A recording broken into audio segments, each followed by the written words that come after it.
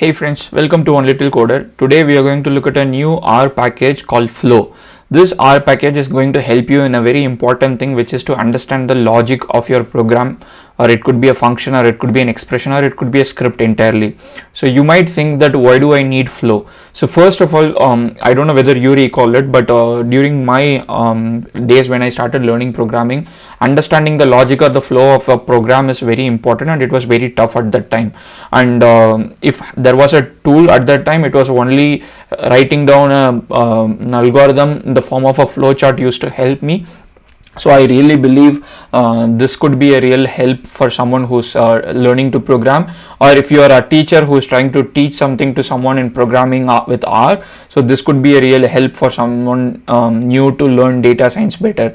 That is one use case that I could identify. The second use case is there are a lot of functions that you would want to understand what is happening under the hood. So this flow could help you in understanding some functions that you are just simply using without understanding how it is working or how it has been created. So this could help. So to start with, this package is not available on CRAN yet, so you could install it from GitHub. So this package is created by Moody Mudskipper. So you could probably identify this person from the Stack Overflow contributions that person has made. So it's Anthony Fabry. So thank you so much, Anthony, for the contributions that you have made on Stack Overflow, and also for this package and numerous other packages that you have open source for our community.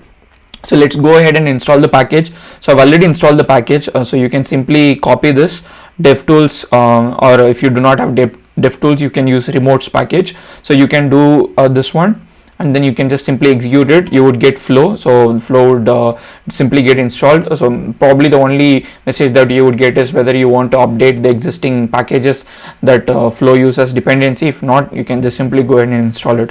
So load Flow. As you can see, there are multiple ways you can invoke Flow. One is Flow View. The second one is Flow Run. Flow View is Flow View is used when you have a function but you are not calling a function. So Flow Run is when you want to call a function, and there are RStudio add-ins that the author has mentioned, but I have not used the RStudio add-in, so maybe we can try it during this particular video. So first of all, let's look at what Flow could do very briefly. So for example, now I have a function that's called, let's say, little, and that function, all the function does is it prints little.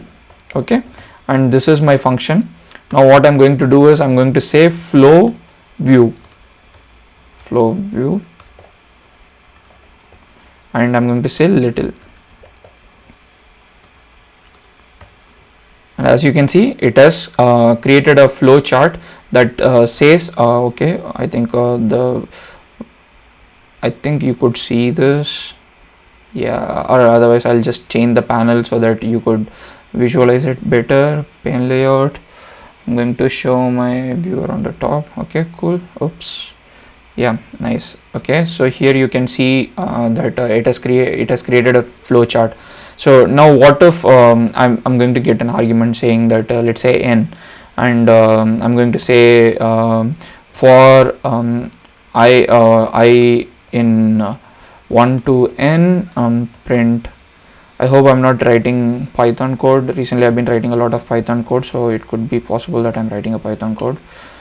So no, it's a NAR code successfully. So now you can see that when you take n and then it iterates, it is going to continue the loop until you hit n, and then it executes, which is printing little. So maybe now you can add another condition saying that if n I in this case is equal to 5, then you print little. If not else, you print let's say you print not little, and then you execute the entire thing, and then you see. So now you could see that there is another little function that you could see that if this is the case, then you do this thing. If it is not that case, you don't do that thing, and then it loops back. So basically this can introduce you to the understanding of that entire function in a diagrammatic or visual way, which could be really helpful for a lot of people. So we just saw flow view, which you could also do it with let's say this function, and then go here, do flow view. You could get the same thing, but when you execute flow run on the same thing, you would probably get an error message that says Okay, so you cannot do flow run because x must be a call, so it's a function, you need to give a call. So let's say I'm going to do 5 here, let's say I'm going to do 3 first. So when you did 3 first, you can see what has happened here. It has printed not little, not little, not little, and then let's see, so the number is 3, and then that's why it is not little. And if you print 5, it's going to print little at the end when it is 5. And then you could also see why it has happened using the flowchart. So this is really handy for this purpose, but for a lot of people, someone might who's an experienced developer might think that what silly this is. I don't need any of this to understand the flow or logic of a program, because I'm good at understanding things better. If you think like that, so I think this is the use case that would a lot of people would use.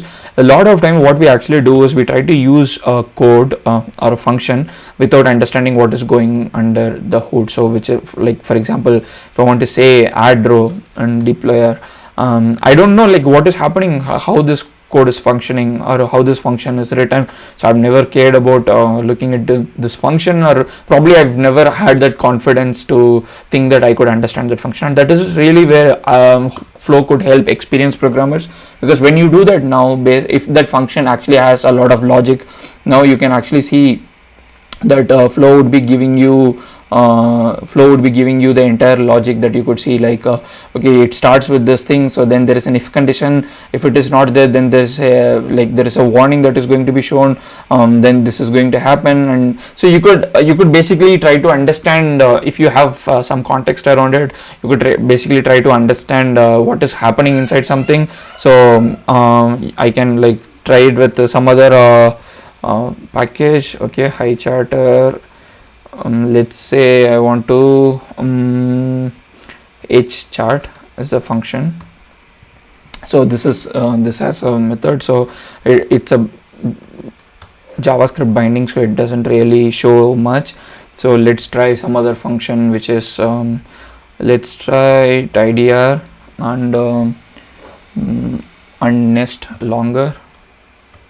So you could see this again doesn't make much of a sense because it doesn't have a flow within it. But I think you understand what is the context here and how you can make use of it.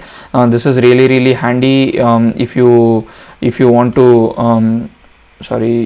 to visualize the code. And this is a really handy package. It doesn't really take a lot of dependencies. If you look at the dependencies, it just needs couple of packages. For example, RStudio API is for add-in, and HTML widget is for showing you the final result on the viewer pane, and WebShot is again for programmatically managing the screenshot.